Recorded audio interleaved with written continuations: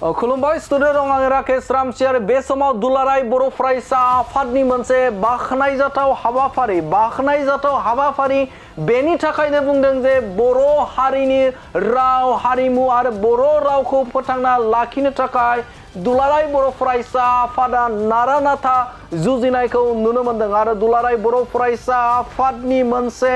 बाखनायजाथाव हाबाफारि बड'फा mission four सास्टेनेबल चेन्जनि गेजेरजों थामहिनबा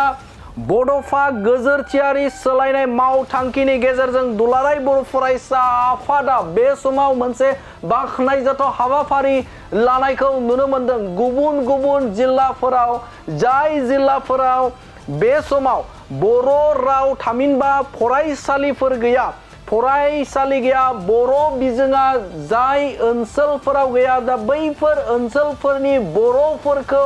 बर' राव रायज्लायनो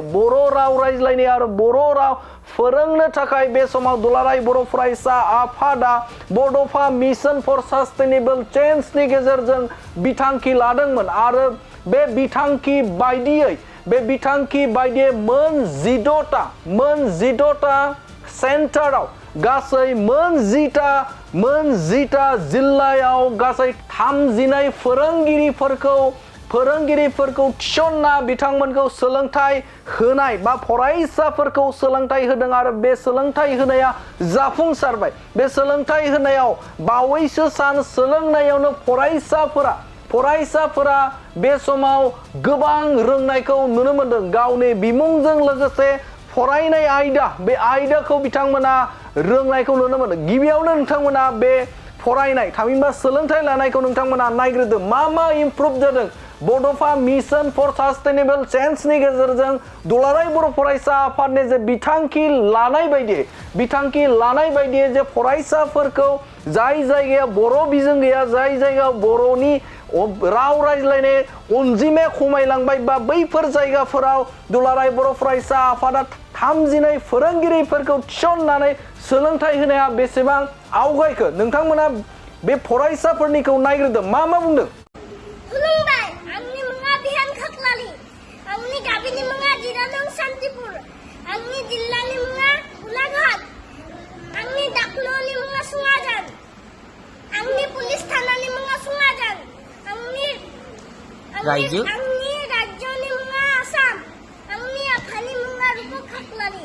आंनि आइनि मुङा रिमरिम खाख्लारि आंनि आदानि मुङा सुमित खाख्लारि आंनि बिमानि राभा बर' आंनि फरायसालिनि मुङा हान्तिपुर प्राथमिक बिद्यालय आइ आफा आदा बाजै खुलुमबाय आंनि मुङा थरायना देबस्मिता बाग्लारि आंनि गामिनि मुङा मदारतुलि आंनि आइनि मुङा मुस्रिमा जया बाग्लारि आंनि आफानि मुङा मुस्रि धजेन्द्र मेधि बाग्लारि आं दायो क ख फरायनो नागिरदों क ख ग घ ङ गुसुं स ग्लाव स गुरि च छ ञ ग्लाव ट ग्लाव ठ ग्लाव ढ ग्लाव ध ग्लाव न गुसुं ट गुसुं ठ गुसुं ड गुसुं ढ गुसुं न प फ ब फ म य र ल व गेराव स गेजेर स गुरि स ह ख्य दादाय र सोंथाब ट अं अ आखाफोर गोजोन्थों खुलुमबाय आंनि मुङा थरायना दीपशिखा बर' आंनि बिफानि मुङा चित्तरन्जन बर' आंनि बिमानि मुङा रेखा बर' आंनि गामिनि मुङा कुथिमारि आंनि लाइजामखोनि मुङा बामुनिगाव आंनि थानानि मुङा सयगाव आंनि जिल्लानि मुङा कामरुप आंनि लाइजामखोनि नङा 78114 आंनि रायजोनि मुङा आसाम सोरजिगिरि अनसुला इसोरनि नेरसोन नं आंगो महरनि रैरुप समायना बिबार दुखु हांमा पापनि गेजेराव जोनोम लानाय हुम बिखायाव आयो nong beseri gothar gomo zarau gaza bathogang sikriya bahang birhang naini radab halango subungha dong dukhu mininai nong minio akarai nathai gazang nilo gab halango sannaini unaw zrai sirio buhum bikhaya nathai thalango bese gadai nangni modamnai nong sargani perlepse nershon somzihayo benikhaino nong gosoa gothar annai नोंथांमोना खोनानो मोनबाय जे फरायसाफोरा रोखायै बर' रावजोंनो गावनि मुंखौ मोजाङै फरायथिना होदों आरो बेनि अनगायैबो जे फरायसाफोरा सोलोंथाइखौ बा बर' रावजोंनो फरायना होनायखौ नोंथांमोना नुनो मोनदों बाखनायनांगोन बेखौ दुलाराय बर' फरायसा आफादखौ बर' हारिनि जे राव रायज्लायनि थाखाय रावनि सायाव दुलाराय बर' फरायसा आफादा सांग्रांथि जादों आरो दुलाराय बर' फरायसा आफादा आसामनि गासै मोन 10टा जिल्लायाव 18टा सेन्टाराव गासै 32 फोरोंगिरिफोरखौ थिसननानै बे समाव दुलाराय बर' फरायसा आफादा बर' हारिनि राव रायज्लायनाय बर' हारिनि जाखिनि सोलोंथाइ होनाय हाबाफारिखौ बे समाव लाबाय थादों थारैनो बे बर' हारिनि थाखाय बा बर' थागिबिफोरनि थाखाय जे जोबोदनो बाखनायजाथाव हाबाफारि होनानै बुंनो नांगोन आसामनि खना खनला जे जायगाफोराव बे जायगाफोराव बर'नि राव रायज्लायनाया गोमालांनो हमदों बर'नि गाननाय जोमनायनिफ्राय खायसे बिथिंनिफ्राय बर'नि हारिमुफोरा गोमालांनो हमदों दा बैफोर जायगाफोराव दुलाराय बर' फरायसा आफादा हाबसोमनानै बर'नि रावखौ सोलोंनाय आरो बेनि अनगायैबो सोलोंथाइखौ बर' रावजोंनो बा गुबै बिमा रावजोंनो लानांगौनि बिथांखि लानानै दुलाराय बर' फरायसा आफादा बड'फा मिशन फर सास्टेनेबल चेन्जनि गेजेरजों बे समाव खना खनला फोरोंगिरि होदों गासै मोन 18टा सेन्टार बे सेन्टारनि गेजेराव मोन 10टा जिल्लाफोराव 32 फोरोंगिरिफोरखौ थिसननानै बे समाव सोलोंथाइ होनाया जोबोद जाफुंसारबाय जोबोदनो थुलुंगाथाव जोबोदनो बे समाव बाखनायजाथाव होननानै बुंनो हागोन बे समाव दुलाराय बर' फरायसा आफादा ओनसोलनि गोलोम बोथोरनि जे बेसेन नाङै फोरोंथाइ होनायजों लोगोसेनो खना खनला जायगाफोरावबो बे समाव दुलाराय बर' फरायसा आफादा सोलोंथाइ बिथिंखौ दावखोहोनो थाखाय बे समाव दुलाराय बर' फरायसा आफादा नारा-नाथा जुजिनायखौ नुनो मोनदों बे समाव नोंथांमोननो बड'लेण्ड बुब्लिनि गेजेरजों बे समाव आरोबाव फरायसाफोरा माबायदि बर' रावजोंनो माबायदि फरायदों नैबे समाव नोंथांमोननो फिन आरोबाव होफिननि खुलुमबाय आंनि मुङा बिहान खाख्लारि आंनि गामिनि मुङा दिरानं सान्तिपुर आंनि जिल्लानि मुङा गोलाघाट आंनि दाख्ल'नि मुङा सुङाजान आंनि पुलिस थानानि मुङा सुङाजान आंनि रायजोनि मुङा आसाम आंनि आफानि मुङा रुप खाख्लारि आंनि आइनि मुङा रिमरिम खाख्लारि आंनि आदानि मुङा सुमित खाख्लारि आंनि बिमानि राभा बर' आंनि फरायसालिनि मुङा हान्तिपुर प्राथमिक बिद्यालय आइ आफा आदा बाजै खुलुमबाय आंनि मुङा थरायना देबस्मिता बाग्लारि आंनि गामिनि मुङा मदारतुलि आंनि आइनि मुङा मुस्रिमा जया बाग्लारि आंनि आफानि मुङा मुस्रि धजेन्द्र मेधि बाग्लारि आं दायो क ख फरायनो नागिरदों क ख ग घ ङ गुसुं स ग्लाव स गुरि च छ ञ ग्लाव ट ग्लाव ठ ग्लाव ढ ग्लाव ध ग्लाव न गुसुं ट गुसुं ठ गुसुं ड गुसुं ढ गुसुं न F B F M Y R L W Gerso Guriso H Kyo Dadairo Sungtapto Ong O Akhafur Goजोन्थों खुलुमबाय आंनि मुङा थरायना दीपशिखा बर' आंनि बिफानि मुङा चित्तरन्जन बर' आंनि बिमानि मुङा रेखा बर' आंनि गामिनि मुङा कुथिमारि आंनि लाइजामखोनि मुङा बामुनिगाव आंनि थानानि मुङा सयगाव आंनि जिल्लानि मुङा कामरुप आंनि लाइजामखोनि नङा 781141 आंनि रायजोनि मुङा आसाम सोरजिगिरि अनसुला इसोरनि नेरसोन नं आंगो महरनि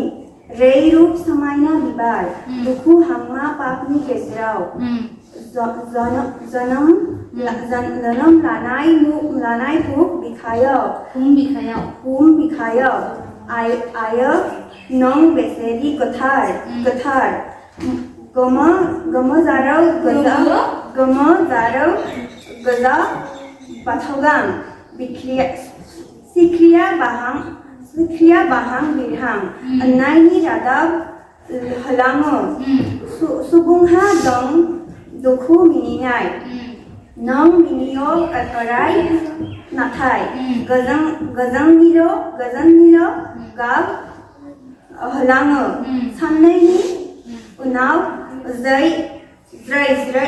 सिरियो बुहुम बिखायाव नाथाय थालाङो बेसे गोदै नोंनि मोदोमनाय नों सोरगोनि फेरलेबसे नेरसोन सोमजिहोयो बेनिखायनो नों गोसोआ गोथार अननाय मुङा बिजय नोंनि आफानि मुङा मा आंनि आफानि मुङा बर'दोनबाय नोंनि फरायसालिनि मुङा मा जोंनि फरायसालिनि मुङा नोंनि गामिनि मुङा मा जोंनि गामिनि मुङा फसायजा नोंनि जिल्लानि मुङा मा जोंनि जिल्लानि मुङा डिब्रुगड़ नोंनि मुङा बबेयाव आंनि न'आ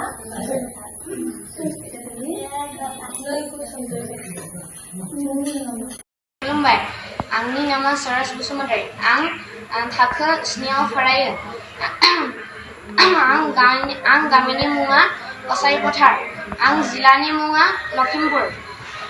आं आफानि मुङा सानद्रां बसुमतारी आं आइनि मुङा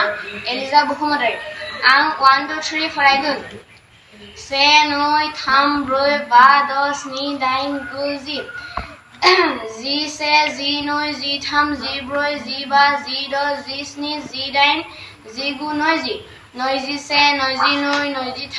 17 18 19 20 21 22 23 24 25 26 27 28 29 30 31 32 33 34 35 36 37 38 39 40 41 42 43 44 45 46 47 48 49 50 51 52 53 54 55 56 57 58 59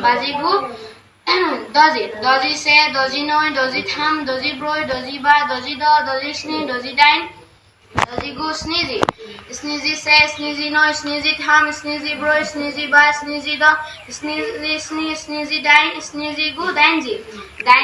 81 89 83 84 85 80 86 87 88 89 90 91 92 93 94 95 96 97 98 99 जौसे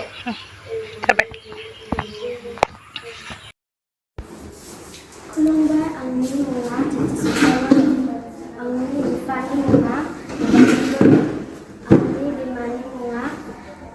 जितुमनि बर' आंनि गामिनि मुङा बामुनिगाव आंनि लाइजामखनि मुङा बामुनिगाव आंनि पुलिस थानानि मुङा सयगाव आंनि लाइजामखनि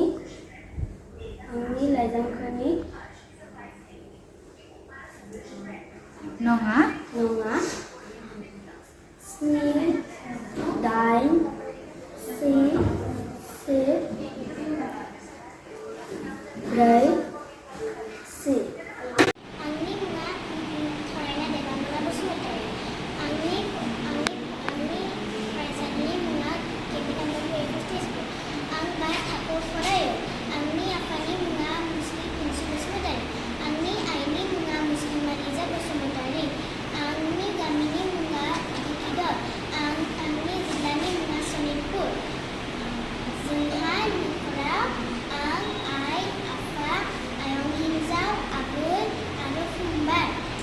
आं सेनिखौ जौसेसिम फरायनो हायो 1 2 3 4 5 6 7 8 9 10 11 12 13 14 15 16 17 18 19 20 21 22 23 24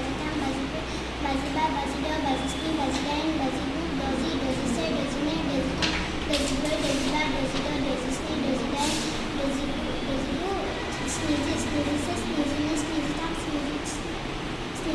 27 28 29 30 31 32 33 34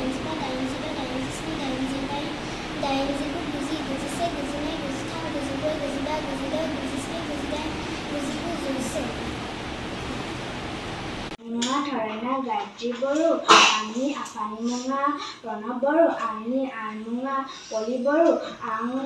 सेनिफ्राय जौसेसिम फरायनो हायो 1 2 3 4 5 6 7 8 9 10 11 12 13 14 15 16 17 18 19 20 21 22 23 24 25 26 27 28 29 30 31 32 33 34 35 36 37 38 39 40 41 42 43 44 45 46 47 48 49 50 मोनसे फोसावथाय नोंथांमोननि थाखाय मोनसे गोजोनथाव खौरां लानानै फैदों अदालगुरि जिल्लानि सिङाव थानाय डिमाकुसि बरंगाजुलिनि पिपल हलियाव लानानै फैदों नोंथांमोननो लेब्रा मुंनि गंसे गोदान रिजर्ट नोंथांमोना बे लेब्रा मुंनि गंसे गोदान रिजर्टखौ तामुलपुर रडनिफ्राय फैब्ला सुख्लाय ब्रिजनि आगदा आरो अदालगुरि रडनिफ्राय फैब्ला सुख्लाय ब्रिजनि सिगाङाव आगसिथिंजाय मोननो हागोन लेब्रा मुंनि गंसे गोदान रिजर्टआ नोंथांमोननो गोसोबायदि सुबिदा खालामनानै होनाय जादों नोंथांमोना बे लेब्रा रिजर्टआव बर'नि गासै जाग्रा जामुंखौनो मोननो हानायजों लोगोसे बेवहाय नोंथांनि सुबिदा बायदि अर्डार खालामनानै जानो हागोन जुदि नोंथांमोना तामुलपुरनिफ्राय अदालगुरिसिम थांनाय समाव ओंखामजों लोगोसे बायदिसिना जालांनो गोसो दंब्ला नैबे 8638879656 जानबुं नम्बराव कल खालामनानै सिगांग्रो अर्डार खालामहरनो हागोन